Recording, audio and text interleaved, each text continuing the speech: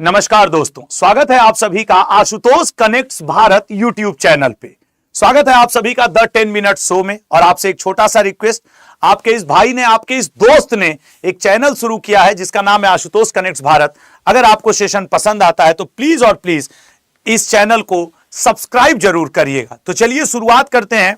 इस सेशन का मेरा उद्देश्य होता है कि महत्वपूर्ण क्वेश्चनों का संकलन एक जगह दे देना, ताकि आप एग्जाम के दिन, एग्जाम के रात इसको आसानी से दोहरा सकें। तो चलिए स्टार्ट करते हैं। यह टॉपिक ऐसा है जो एसएससी रेलवे किसी भी एग्जाम में आपको 2 नंबर दिलवाएगा। 1 नंबर जनगणना से, 1 नंबर पंचवर्षीय योजना से। 2 से 3 प्रश्न मिनिमम आते हैं।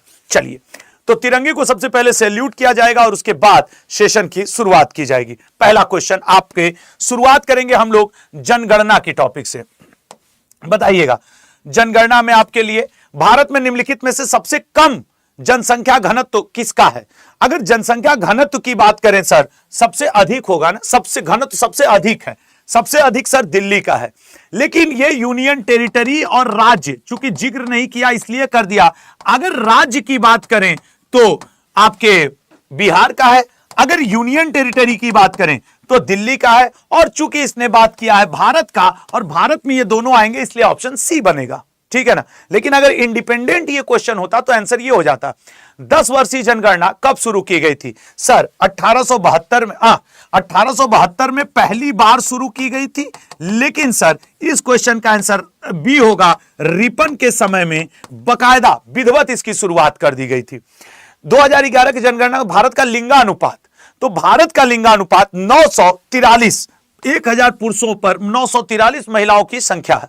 अगले पे, जेम्स प्रिंसेप द्वारा प्रथम जनगणना किस जगह पे शुरू की गई थी? मतलब 1872 से भी पहले एक बार जनगणना का कार्यक्रम हुआ था, और तब सर आपके आधुनिक प्रयागराज और बनारस में जेम्स प्रिंसेप के द्वारा शुरू की गई थी। यह वही जेम्स प्रिंसेप है जिसने अशोक के अभिलेखों को पढ़ने में सफलता प्राप्त की थी और टी पाथेंदलर नाम के व्यक्ति ने खोजने में सफलता प्राप्त की थी। भारत की जनगणना का इतिहास कब से शुरू हुआ? सर 18वीं शताब्दी से शुरू हुआ, 1872 मेयो के समय।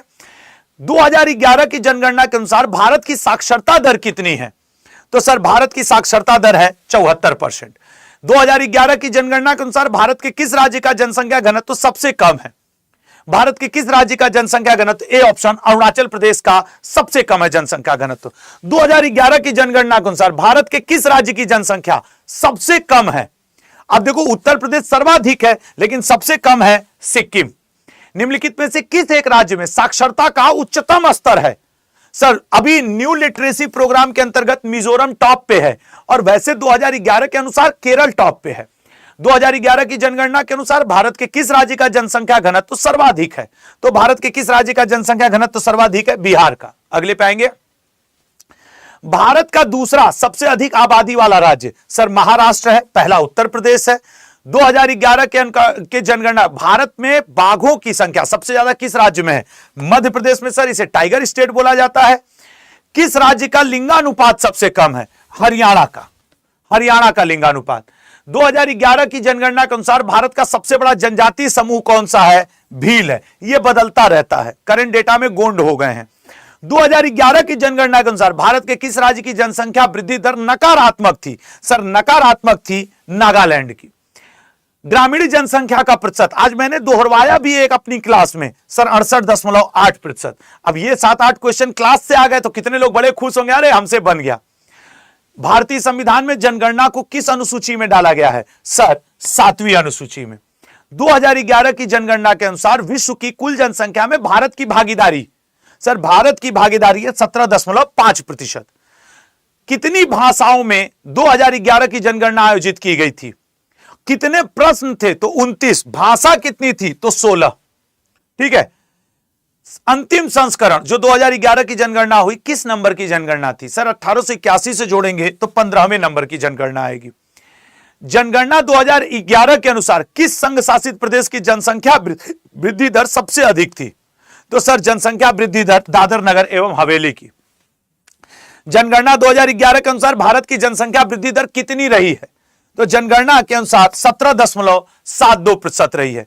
भारत की जनसंख्या 2023 में चीन से अधिक हो जाएगी, हो चुकी है। कौन सी रिपोर्ट इसको ये पूछेगा। इसलिए अभी देखो, अभी ये चर्चा में state of world population report, Bharat आगे हो चुका है, ठीक है ना। 2011 की जनगणना के अनुसार भारत की जनसंख्या कितनी है सर? 210 मिलियन।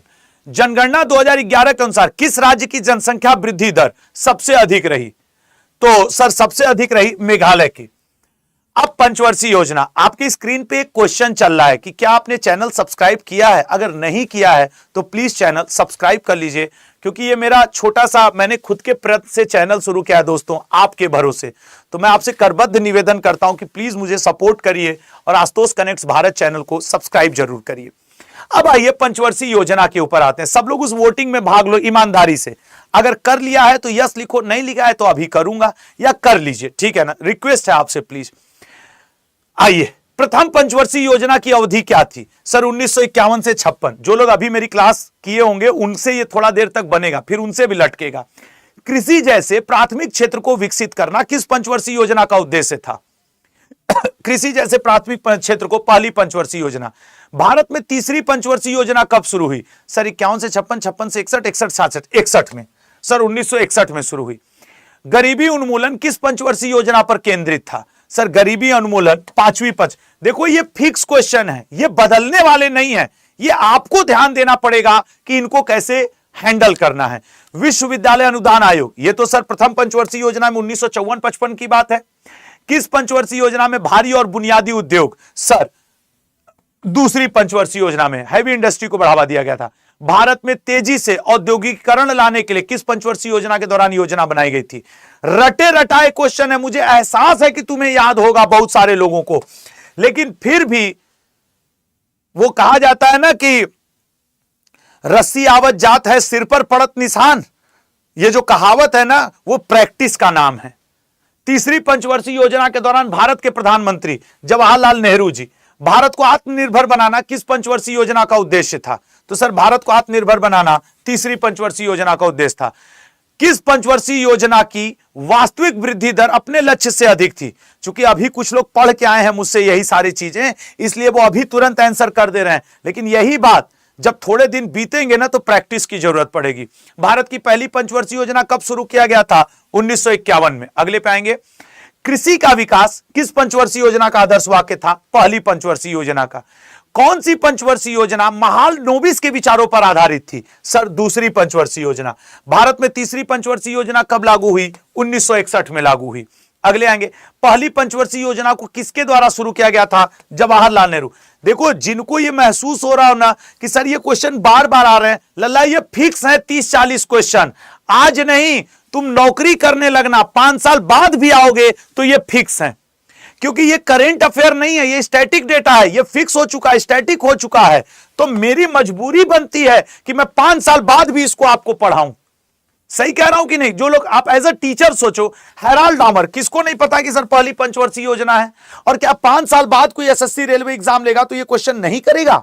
भारत के संविधान में पंचवर्षीय योजना का प्रावधान किस देश से लिया गया था सर? ये ऑप्शन सोवियत संघ से। दूसरी पंचवर्षीय योजना का मुख्य कार्य 5 वर्षों में राष्ट्रीय आय में लगभग कितनी वृद्धि करना था सर? 25% वृद्धि करना था। इसमें लोग फंसे होंगे 19वें क्वेश्चन में। औद्योगिक क्षेत्र पर सर दूसरी पंचवर्षीय योजना आधारित थी। 2012 से 17 में भारत की कौन सी पंचवर्षीय योजना अंतिम पंचवर्षीय योजना थी सर? अंतिम पंचवर्षीय योजना थी 12वीं, वो थी। भारत पाकिस्तान युद्ध, अब भारत पाकिस्तान युद्ध तो सर 1961 में भी हुआ था, 71 में भी हुआ था, लेकिन ये चौथी को आंसर करके लेके चलते हैं, ठीक है। अगले पे आएंगे। चौथी पंचवर्षीय योजना किस साल शुरू की गई थी सर? चौथी पंचवर्षीय योजना 1969 में। तेज और अधिक समावेशी विकास की अवधारणा किस पंचवर्षीय योजना संबंधित है सर? सी ऑप्शन 11वीं से। केंद्र में राजनीतिक अनिश्चितताओं कारण कौन सी पंचवर्षीय योजना में विलंब हुआ था सर? डी ऑप्शन 8वीं में विलंब हुआ था, ठीक है। तो ये था आपका द 10 मिनट शो, जो कि आपने देखा Ashutosh connects Bharat YouTube channel पे। आप सबसे एक छोटा सा अनुरोध है, अगर ये सेशन पसंद आया हो तो चैनल को सब्सक्राइब जरूर करिएगा। प्लीज मुझे आशुतोष कनेक्ट्स भारत चैनल पे सब्सक्राइब करके फॉलो करें। मैं आपको अच्छा कंटेंट देने के लिए प्रतिबद्धता दोहराता हूं। कल सुबह 8 बजे करेंट अफेयर की क्लास लेना मत भूलिएगा, आपके लिए टॉप 200 पढ़ाऊंगा। और अब आपको Ashutosh connects Bharat YouTube channel पे डेली शाम 7:45 बजे एक द 10 मिनट शो मिलेगा आपके एग्जाम तक। जय हिंद, जय Bharat. Please subscribe my YouTube channel Ashutosh connects Bharat. क्योंकि मैं एक बात आपसे कहना चाहता हूं यार, ये वो चैनल है जो आपके भरोसे मैंने शुरू किया है, जो आपके प्यार के भरोसे मैंने शुरू किया है। मुझे बहुत सारी मतलब इंडस्ट्री में इतने बड़े बड़े दिग्गज सर लोग हैं, मैडम लोग हैं, उनमें से आपके बीच से कोई उठ करके एक मिडिल क्लास के लड़के ने एक एफर्ट लिया इन बड़ी बड़ी कंपनियों के बीच में, इन बड़े बड़े दिग्गजों के बीच में। तो मेरा फेल होना, पास होना सब आपके हाथ में है। जय हिंद, जय भारत।